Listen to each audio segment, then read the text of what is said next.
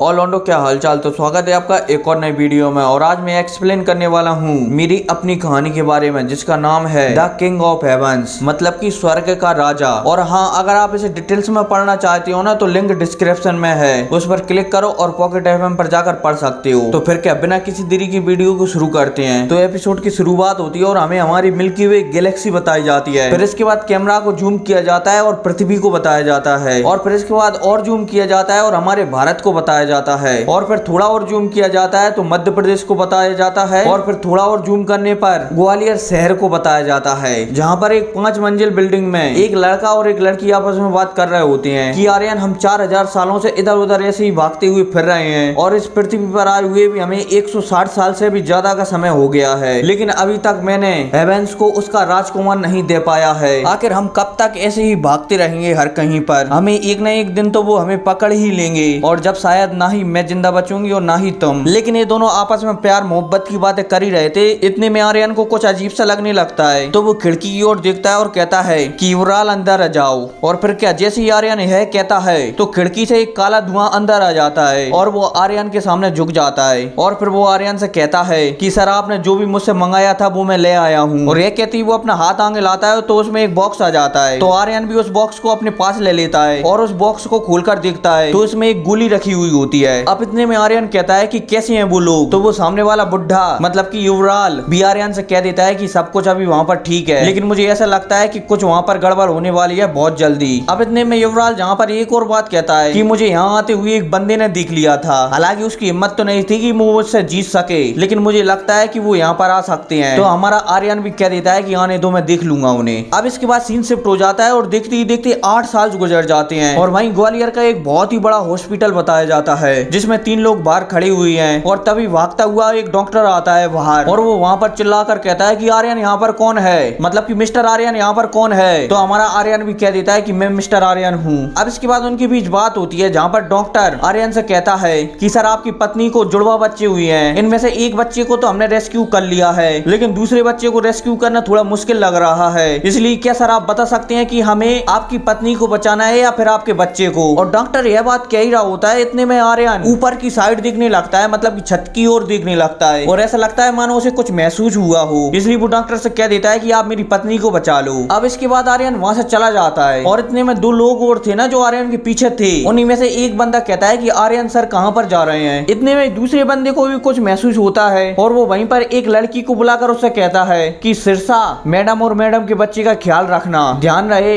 उन्हें कुछ भी नहीं होना चाहिए, चाहे फिर इसके लिए तुम्हें कुछ भी करना पड़े। अब इसके बाद वो दोनों भी वहां से चले जाती हैं और जब वो बाहर आकर देखते हैं तो उनमें से एक बंदा दूसरे बंदे से पूछता है कि आर्यन सर कहां पर चले गए? इतने में वो दूसरा बंदा कहता है कि हमें भी आर्यन सर के पीछे जाना होगा, और यह कहती है वो अचानक से वहां से गायब हो जाते हैं। अब इतने में सीन शिफ्ट होता है और हमें एक दूसरा प्लेनेट बताया जाता है, जहां पर आर्यन आसमान में खड़ा हुआ है, वो भी बिना पंखों के। और वहीं जहां पर आर्यन खड़ा हुआ है वहां से हजारों किलोमीटर तक सिर्फ जंगल ही जंगल उपलब्ध है। अब इतने में आर्यन के पीछे 2 बंदे और एकत्रित होते हैं, मतलब कि वही 2 बंदे आ जाते हैं जो आर्यन के पास उस हॉस्पिटल में थे। अब इसके बाद ये तीनों लोग सामने देखने लगते हैं, लेकिन तभी यहाँ पर बहुत तेज हवा चलने लगती है, बहुत ही तेज, और सामने 21 बुड्ढे प्रकट हो जाते हैं। उनमें से एक बुड्ढा आगे होता है और वो जोर जोर से हंसने लगता है, हो। और फिर वो आर्यन से कहता है कि आखिर मैंने तुझे ढूंढ ही लिया, मुझे तुझसे एक काम है, मुझे ज्यादा कुछ नहीं चाहिए, मुझे सिर्फ तेरे खून की 2 बूंदे चाहिए, अगर आप उन्हें चुपचाप दे देते हो तो मैं यहाँ से चला जाऊंगा। अब यह कहती आर्यन भी उससे कहता है कि तू कौन है और आखिर तेरी हिम्मत कैसे हुई मुझसे मेरा खून मांगने की? अब इसके बाद उनके बीच थोड़ी बहुत और बातें होती हैं, जो आपको मेरी स्टोरी में एक एक बात पढ़ने को मिल जाएगी। लेकिन इतने में ये एक चाल चलता है और अपने हाथों में एक हवा का झोंका बनाकर उसे नीचे भेज देता है, और फिर इसके बाद अपने दोनों हाथों को उठाकर एक बंदे को टेढ़ लेता है। और जब वो बंदा आता है तो चारों तरफ बिजलियां कड़कने लगती हैं, और फिर देखते ही देखते वहां पर एक बंदा प्रकट हो जाता है और इस बुड्ढे का नाम होता है जनाब मंडेलिया। अब इन सबके बीच बात होती है कि ऐसा वैसा मुझे ये दे दो, ये दे दो, लेकिन भाई जो हमारा आर्यन है ना, वो किसी की बात नहीं मानता, क्योंकि इनमें से किसी की भी हिम्मत नहीं थी जो हमारे हीरो के बाप को ढका भी लगा सके, क्योंकि इस समय इन लोगों के सामने हमारा हीरो का बाप एक भोकाल था। भोकाल क्या, वो हर किसी के सामने भोकाल ही था, अगर वो अपनी ब्लड की पावर यूज करे तो। अब इतने में हमारा आर्यन अपना एक कदम आगे लेता है और उसके एक कदम आगे लेते ही वो 21 बुड्ढे आए थे ना, उनमें से पीछे से 2 बुड्ढे आगे निकलकर आर्यन के सामने खड़े हो जाते हैं, लेकिन इससे पहले वो कुछ कर पाते, लेकिन इतने में अपना आर्यन हाथ उठाता है और उन दोनों का गला पकड़ लेता है, और आर्यन की गला पकड़ते ही वो किसी गुब्बारे की तरह फूट जाते हैं। अब यह देखते ही मंडेलिया अपनी एक उंगली को मुंह में डालता है और उस उंगली को काट लेता है। काटते ही उसकी उंगली में से ब्लड निकलने लगता है, लेकिन इतने में ही वो अपना दूसरा हाथ आगे करता है और एक भाला बना देता है अपनी शक्तियों से। और फिर वो अपने मुंह से उंगली निकालता है और उस भाले पर अपने खून की एक बूंद डाल देता है। और जैसे ही वो बूंद उस भाले पर पड़ती है तो वहाँ पर बहुत तेज बिजली चमकने लगती है और फिर वो जोर से चिल्लाकर कहता है, बिजली का भाला। और यह कहती वो उस भाले को सामने फेंक देता है आर्यन की ओर। और फिर इतने में आर्यन भी चलता है तो वो भी अपनी उंगली को कट करके एक बूंद ब्लड की बाहर निकाल लेता है और अपने दूसरे हाथ से एक छोटा सा तीर बनाता है और इस तीर के ऊपर अपनी ब्लड की एक बूंद डाल देता है। और जैसे ही वो बूंद तीर पर पड़ती है तो आर्यन के बिना कुछ कहते ही वो तीर सीधा जाता है और उस भाले से टकरा जाता है। और उस भाले से टकराते ही वहाँ पर एक बहुत ही तगड़ा ब्लास्ट होता है। चारों तरफ शक्तियां ही शक्तियां फैल जाती हैं। लेकिन अब इतने में हमारा लौंडा अपना एक कदम और आगे बढ़ाता है और वो उस मंडेलिया के सामने खड़ा हो जाता है और उस मंडेलिया का गला पकड़ने ही वाला होता है। इतने में मंडेलिया चलता है अपने हाथों को आगे करके